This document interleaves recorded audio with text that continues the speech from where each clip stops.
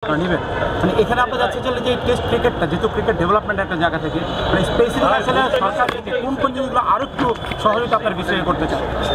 BCB যে ধরনের সহযোগিতা চায় আমাদের সাধ্যের মধ্যে যা আছে আমরা সম্পূর্ণটাই করতে চাই।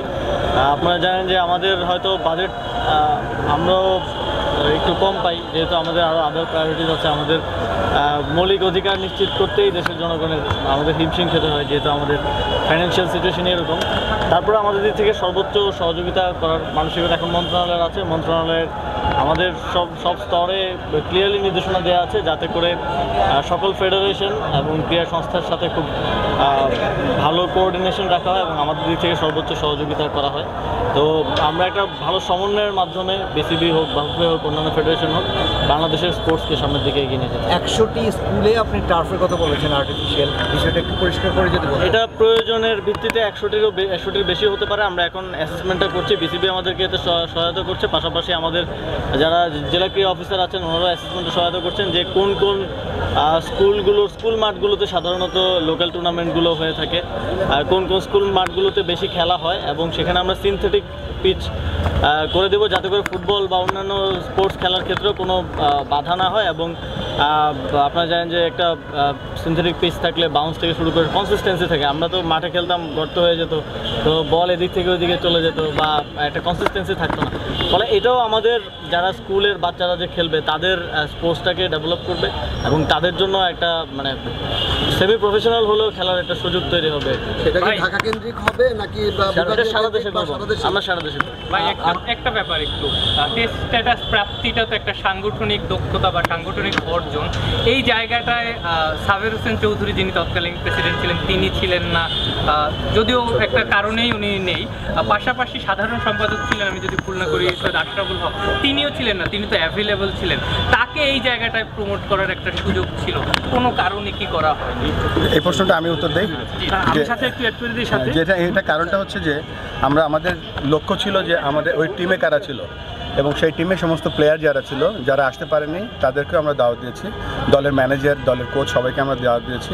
কিন্তু এর নেক্সট স্টেজে আমরা যদি যাই বা আমরা যদি আরও এই জিনিসটাকে আরও বড় পরিসরে করি, তখন দেখা যাচ্ছে এটা কয়েক হাজার লোক এখানে চলে আসবে।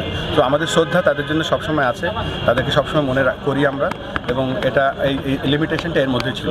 আমি এটার সাথে আমার একেবারে ছোট পরিসরে, আপনি জানেন বাংলাদেশ কত ক্রিকেট পপুলার এবং সকলের কন্ট্রিবিউশন আমরা সবসময় স্বীকার করি। এটার সাথে আমার প্রশ্নটা সম্পূর্ণ প্রশ্ন আগে ও যেটা বললো সেটার সাথে আমার একটু রাজে, আজকে কি তাদের দুজনের নামটা কি আপনারা নিতে পারতেন না? কারণ আজকে তো সবাই অতীত স্মৃতিচারণ করেছেন। আমরা সেটা জানি যে আজকে যে 26শে জুন এটা কিন্তু অর্গানাইজারদের দিন, মানে আমরা এটা ওনারা ওই সময়ে ব্যবস্থা করেছিলেন, আমরা কিন্তু 10 নভেম্বর খেলতে পেরেছিলাম। তো আজকে যদি বলো ছোটো পরিসর, কিন্তু দেখলাম যে আপনাদের পক্ষ থেকে তাদের মানে সবার নামে নিচ্ছে, কিন্তু প্রেসিডেন্ট সেক্রেটারি দুজনের নামটা কেউ নিতে পারে না। এটা কোনো ইচ্ছাকৃত কিছু না, যেহেতু আমরা আমাদের ছোট পরিসরে এবং টার্গেট করেছিলাম যারা খেলেছে তাদের, এর মধ্যে ছিল ব্যাপারটা। নামটা তো নেওয়া যেতে পারছে সবসময় তাদের নাম আমাদের মনের অন্তঃস্থলে আছে সবসময়। সেটা হচ্ছে যে নির্মাণ ক্রিকেট নামে একটা স্কুল ক্রিকেট ছিল, এখন আমরা যতটুকু জানি বিসিবি হয়তো করতে চায়, অনেক আগ্রহ রয়েছে, কিন্তু ফাইন্যান্সের একটা বড় ফ্যাক্টর। সেই জায়গায় এই স্কুল পর্যায়ের ক্রিকেটগুলো চালু করার জন্য মন্ত্রণালয় থেকে বিসিবি কী ধরনের সহযোগিতা পেতে পারে, বিশেষ করে অর্থনৈতিক? মন্ত্রণালয় থেকে আমরা আমাদের দিক থেকে আরও বেশি টুর্নামেন্ট কীভাবে আয়োজন করা যায় সেটা আমরা দেখছি। আপনারা দেখেছেন যে কিছুদিন আগে গোল্ড কাপ ফুটবল টুর্নামেন্ট হয়েছে, প্রায় 1 লাখ পার্টিসিপেন্ট ছিল সেখানে। এগুলোকে আমরা আরও কীভাবে আরও এঙ্গেজমেন্টটা বাড়ানো যায়, এবং একই সাথে আমরা মন্ত্রণালয়ের পক্ষ থেকে আয়োজন করলে একটা সমস্যা হয়, সেটা হচ্ছে এটার ফলো আপ থাকে না। সেক্ষেত্রে এই ধরনের প্রোগ্রামগুলো আমরা সংশ্লিষ্ট ফেডারেশনের সাথে সমন্বয় করে করতে চাই।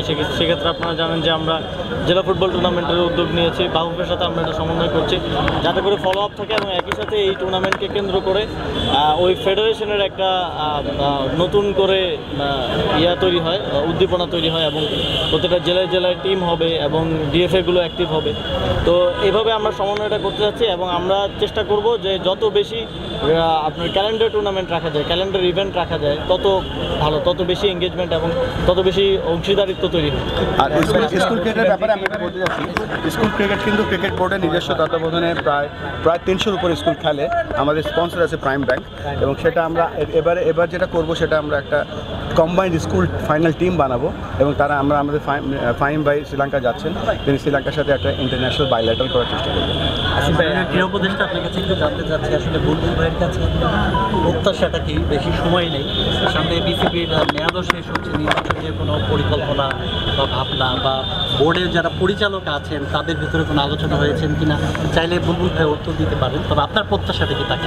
আমার দিক থেকে সবসময় মানে প্রথম দিক থেকেও এটাই ছিল যে কাঠামোটাকে গড়ে তোলা। আমি কুইক উইন বলতে আসলে স্পোর্টসে কিছু হয় না। আজকেই যদি আমি প্রত্যাশা করি যে কালকে বাংলাদেশ বিশাল ব্যবধানে জিতে আসবে, এটা খুব অবাস্তব।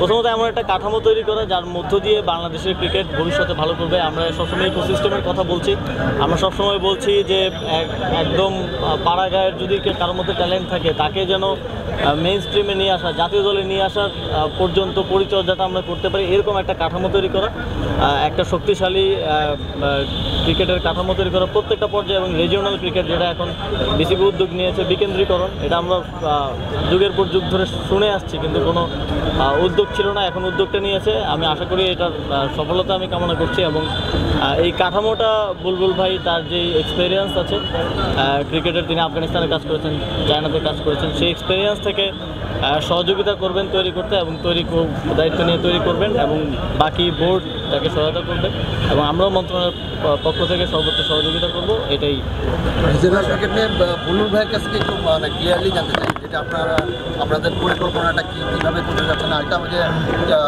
চারটা এটা একটু ক্লিয়ার। হ্যাঁ, একটু ক্লিয়ার করি। আপনারা জানেন আমরা একটা চার্টার করেছি, চার্টারটার নাম হচ্ছে ট্রিপল সেঞ্চুরি, এবং ট্রিপল সেঞ্চুরির মধ্যে 100% পারফরমেন্স, 100% ট্রাস্ট এবং 100% রিচ মানে গ্রাসরুট। এর নিচে চারটা প্রোগ্রাম, একটা হচ্ছে যে ইন্টিগ্রিটি, একটা হচ্ছে হাই পারফরমেন্স ফর অল, একটা হচ্ছে কানেক্ট অ্যান্ড গ্রো এই ডিসেন্ট্রালাইজেশন, একটা হচ্ছে বাংলাদেশ ক্রিকেট বোর্ডকে আমরা international organisation, world class organisation করবো। এর মাঝে ডিসেন্ট্রালাইজেশন হচ্ছে কানেক্ট অ্যান্ড গ্রো, এখানে আমরা কানেক্ট করবো উপজেলাতে, উপজেলা থেকে জেলা, জেলা থেকে বিভাগ। এই জন্য আমরা চারটা বড় বিভাগ এই মুহূর্তে আমরা সিলেক্ট করেছি। একটা হচ্ছে রাজশাহী জোন, একটা হচ্ছে বরিশাল, একটা হচ্ছে খুলনা, একটা হচ্ছে চিটাগং, আর একটা হচ্ছে গ্রেটার ঢাকা অ্যান্ড সিলেট। তো এই চারটে জায়গায় আমরা সমস্ত যে জেলাগুলো আছে সেই জেলাগুলোকে টার্গেট করব। জেলার মাধ্যমে আমরা ক্রিকেট সম্প্রসারিত করব এবং হাই পারফরমেন্স করব, কেননা আমরা সেখানে একটা ছোটো ছোটো মিনি বিসিবি তৈরি করবো।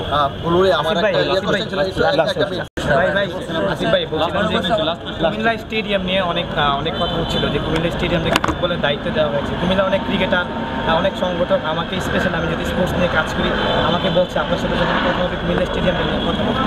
আসলে এই জিনিসটা যে আপনি যখন ফুটবলে যখন দিলেন, অনেক ক্রিকেটারে প্র্যাকটিস করার সুযোগটা পায় না, এই জিনিসটা আপনি একটু বুঝিয়ে দেবেন। না, কুমিল্লা স্টেডিয়াম পুরোপুরি ফুটবলকে দেওয়া হয়নি, আমার মনে হয় সমন্বয় করে করার জন্য করা হয়েছে। ওনাদের একটা টুর্নামেন্ট ছিল, সেটা আয়োজনের জন্য সাময়িক সময়ের জন্য দেওয়া হয়েছে।